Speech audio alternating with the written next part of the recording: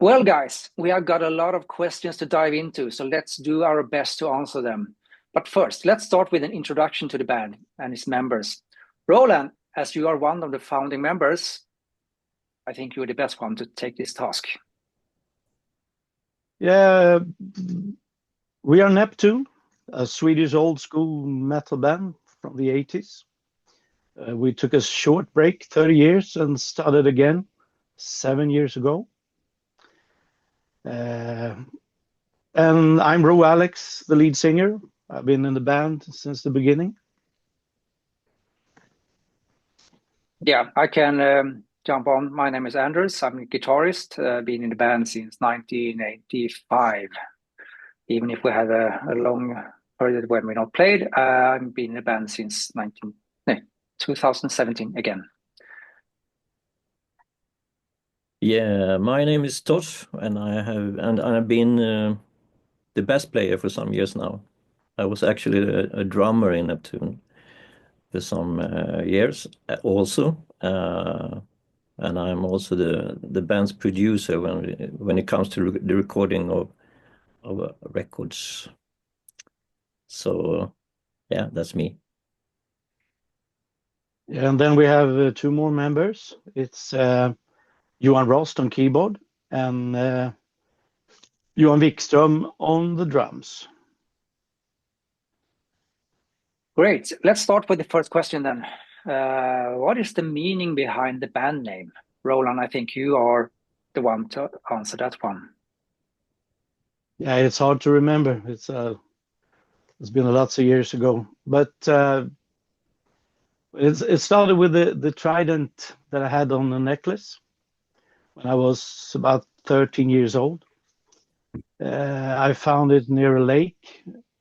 It's a Swedish military coast hunter jewelry that symbolizes the sea god Neptune, or Poseidon, or the old Viking sea god Aegir.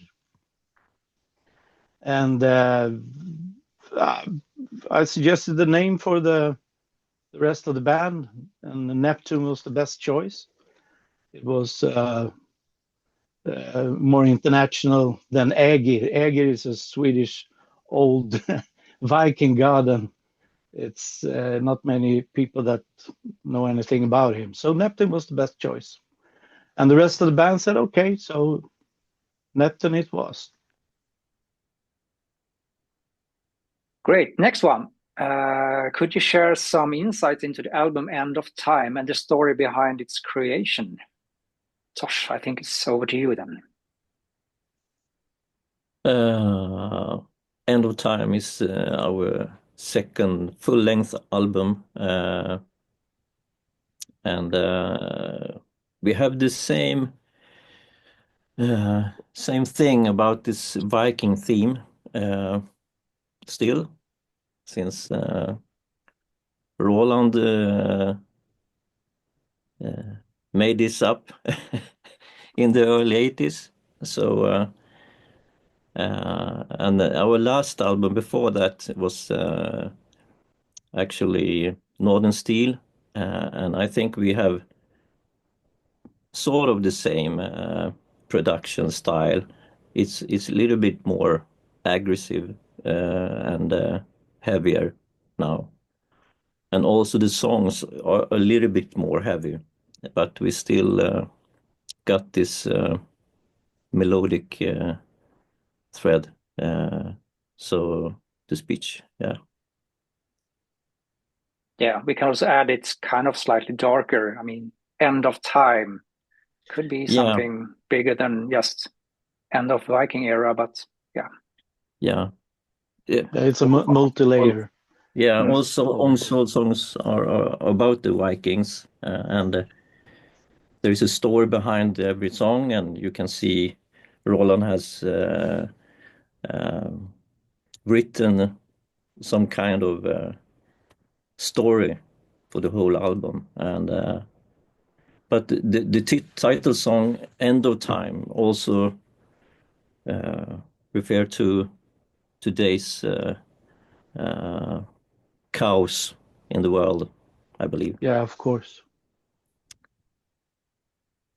Yeah, great. that's it. live in a time now when we have lots of problems around the world, and that's why that song has this multi-layer. You can put the song for everything you to this day you wanted to connect it to. So it's the end of a lot of things. So that's true. Yeah. You have already been into the next question, Roland. Could you share your thoughts on the lyrics in this release and the inspiration behind them? Yeah, as we said, we have already been to it. Do you have anything more to add to the lyrics? now I think Tosh told us almost everything. It's kind of the stories around the last Viking, Harald Hårdråde, and the people around him, stories around him, and of course lots of things that I came up with my fantasy. It's like it's not from the history, but it's things around Harald Hårdråde, the last Viking, and people around him, myths and sagas that is common here in the north. So, but everything has a kind of thing around this last Viking, and the end of time is like the end of the Vikings, the story of the Vikings. But it's lots of stories in the same album, so a multi-layer. True. Yeah. Well, next one then. Can you tell us about the concept and inspiration behind the album cover art? I think I can take that one because I was heavily involved in that one. We had some ideas. I mean, we already had the title for the album, End of Time. And we had thoughts about having a sunken Viking ship on the bottom of the seafloor. Didn't really work out good. So we actually ended up with, once again, a Viking, kind of a Viking on the front cover. It's a mix between Viking and the Neptune because he have a trident in his hand. And if you look at all of the previous albums, it's still the Neptune guy with the trident in his hand. So why change a really good concept? Yeah, that's true. Yeah. And if we look at the back on the cover, you can see 5 kind of angry guys, the Northern Warriors. Some similarities with the guys in the band, I think, maybe. But they are, of course, made up for the album. They are the Northern Warriors. Of course. Yeah, they are part of the fiction, Yes. the story. And if you listen to the album, you might. I think that the last song, Northern Warrior, is about these guys as well. Something I can add regarding the album cover, we actually have something common in the previous album and this one. It's the raven that you can find somewhere on the cover, and that's kind of homage to our fallen hero Ray Alex, our previous singer. So he called himself Ray Raven Alex, and that's why we have a raven on the albums. Just so we don't forget him. He will always be with us some way. Next question.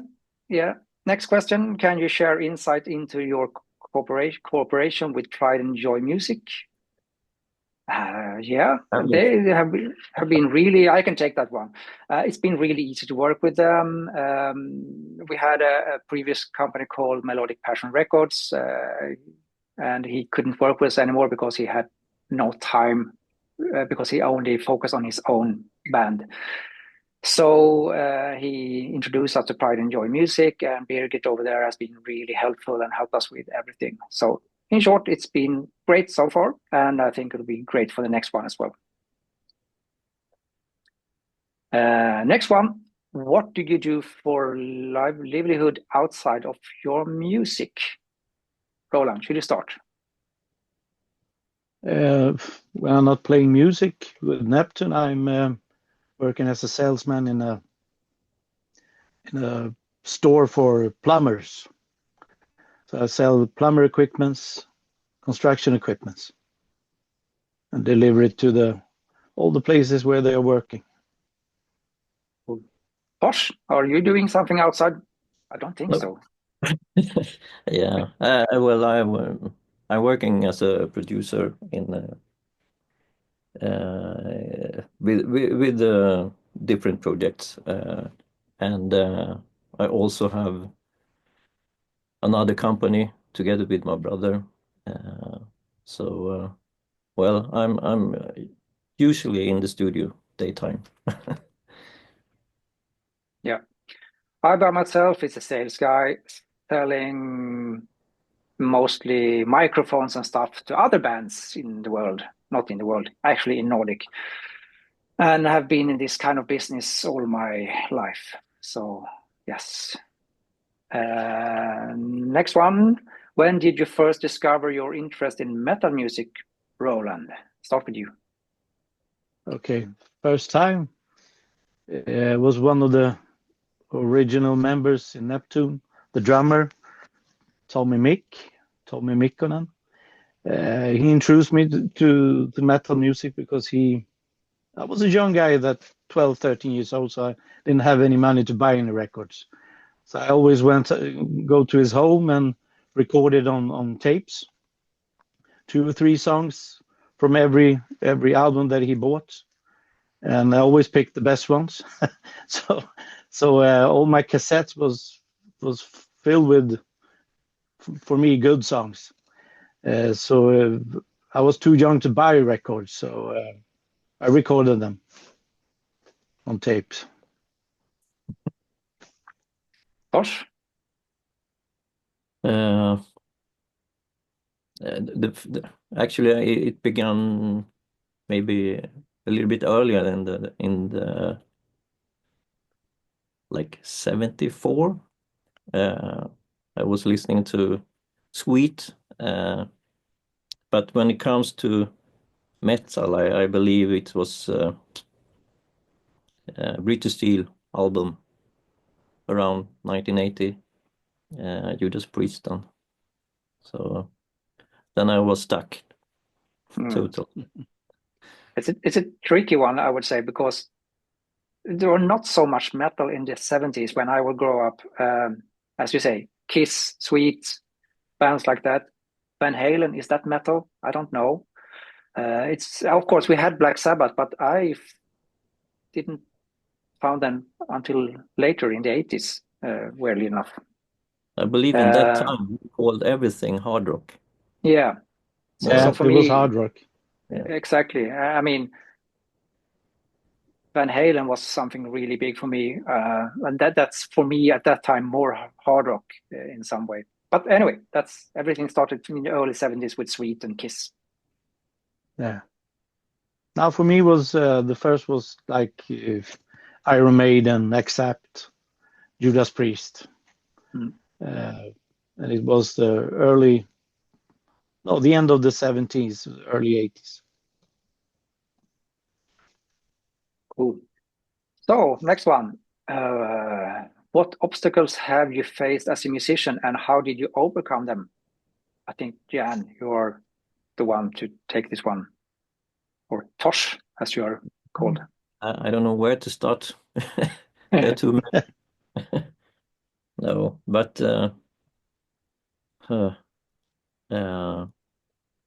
first of all, work with nice people, I believe.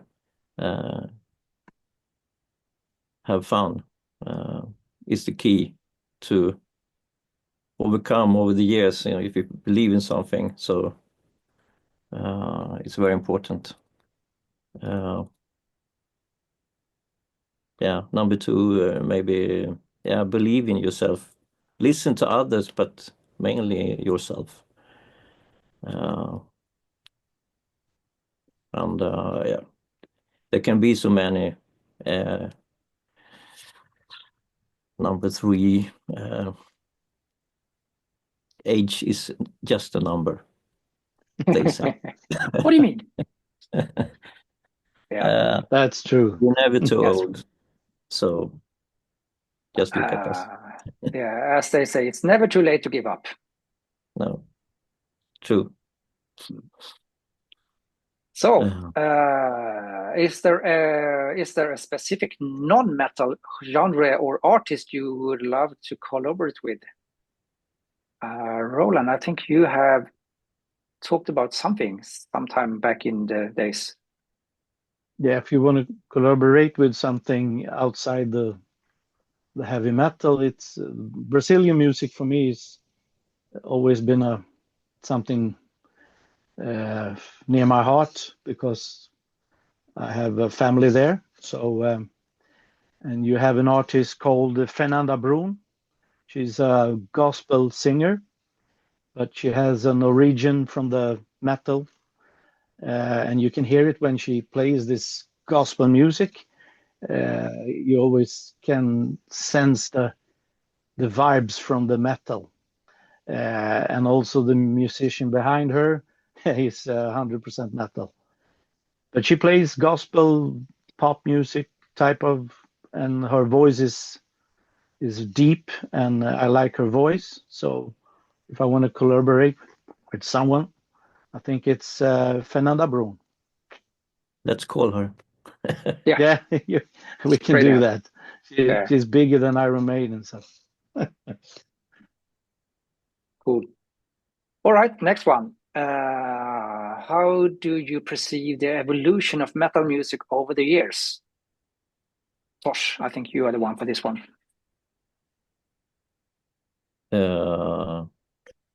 All of us have been listen to classic heavy metal.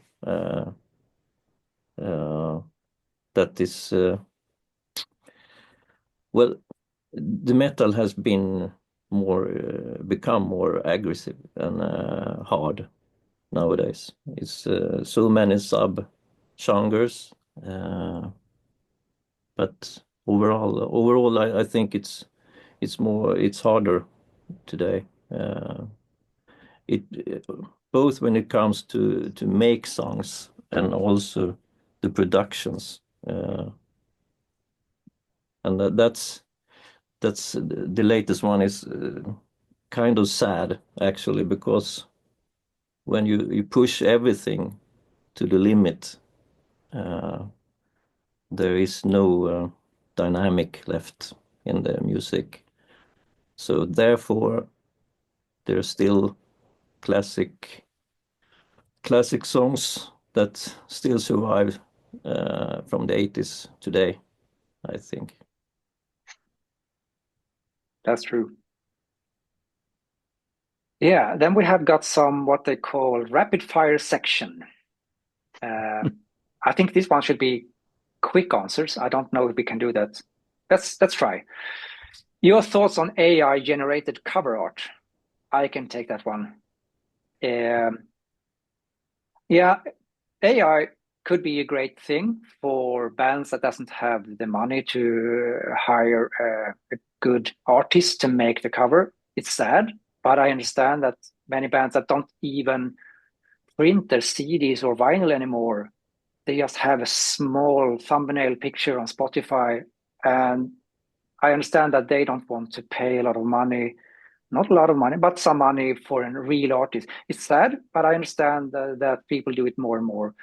Another sad thing is when you can see, for example, on Facebook, the latest releases from last week, for example, and someone putting up the last 10 albums, and you can see that they are really looking the same look and feel. You directly get the feeling that they are AI generated.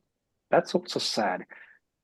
Once again, AI could be a good tool that you can try out stuff. You can get parts from it, but you should not be totally dependent on it, because then everything would look really the same. And then after a while, people don't really care about how the cover looks anymore. They just buy the CD. And next step will be that people are doing also AI generated music, which is even worse, in my opinion. But once again, AI is just going to be better in every way. I don't know if word better is the right choice for me, but it will be a better tool some way. I really hope that everyone will use it cleverly and in a good way, and not be totally dependent on AI, because then we just dilute everything by cover arts and music. Yeah, that was a short one. Yeah, it was. Sorry for that. I think we you stopped love there. that part, Anders. I like tools in every way, but we need to use them properly in every way. Yeah. Who can stop AI?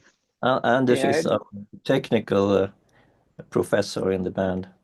He Yeah. loves everything that's is technical, more or less. Nickname is Professor. Professor Olson. Yeah. So yeah. Next one. First album you bought with your own money. I think this one is for everyone in the band. Let's start with Tosh this time. I think the first Van Halen album I bought myself. Yeah, 78. Is it true? 77, 78. Yeah, somewhere around that time. Yeah, correct. I think so. And then British Steel. Yeah, something like that. I don't know. I can't remember the order there, but yeah. And Ro, have you bought anything yet? No, I'm ashamed to say it, but I never bought an album. At least not in the 80s. I was too young. The rest of the band was 4 years older than me. So as I told you in the first questions, I recorded lots of albums with tape recorder. So, but I'm still thinking of buying one. Yeah, maybe End of Time is a good album. Good. Yeah, I mean, at that time you mainly record everything on cassette tapes, and just because of that, I just need to show our triple box with cassettes. That's a so nice you one. actually still can buy them. Yeah. Really good looking box. Yeah. Yeah, what did I bought then? I started with singles with Sweet, but the first album was actually The Story with Kiss. I wanted to buy the live album, but it costed too much for me at that time. So I started with Destroyer. I still have 2 of them, actually.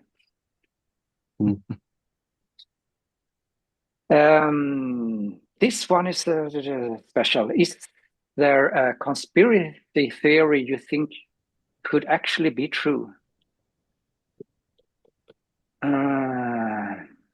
I started to think about this one. It's a tricky question. And to be honest, that's a hard one. Yeah, I don't know. The world is flat. Yeah, of course it is. We can agree on that. Yeah. That's our. That's why we don't have any Viking ships anymore. They are. Yeah, it's easier to travel also when the Earth is flat. You can go by train all the time, everywhere. So I think we just say that. Yeah, we duck for that one. The Earth is flat, or not. If your music were a movie, which one would it be, Tosh? The Vikings, of course, or something like that. Yeah, of course. Totally agree. What's the worst job you have ever had, Ro? My worst job? I don't know if it's some of the first jobs, dishing plates in a restaurant, picking up garbage with the truck. I don't know. I think that's the worst ones. Totally agree. I had something similar as well. Lucky that I was just 14 years old. Yeah. So, favorite pop song, Roland? Favorite pop song? Yeah. We are from Sweden, so it must be ABBA. One of those Fernando or what's the name of that one? Honey Honey or something. Tosh, do you remember the name? Yeah, Honey Honey is a good one. When it comes to harmonies, it's blow your minds out totally. It's a crazy song. It's a great one. Yeah. Got it. Okay, guys, here's the last one. What are the future plans for Neptune? I can take that one. Yeah, we want to play live as much as possible. That's so far away from AI we can come.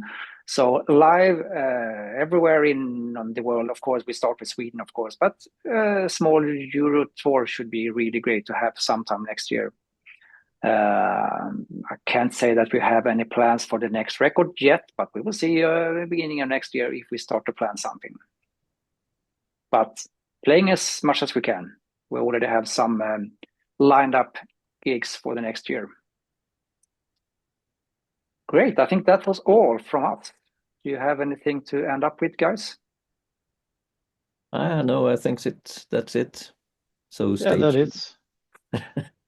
Just follow us on the websites and on the Facebook and every other places. And heads up for the next time we will play out on the song in Sweden, first of all, but maybe in other countries in the future. So be alert, heads up, and you will see when we are playing in your city. Great. Thank you, guys, and see you on the other side. Yeah.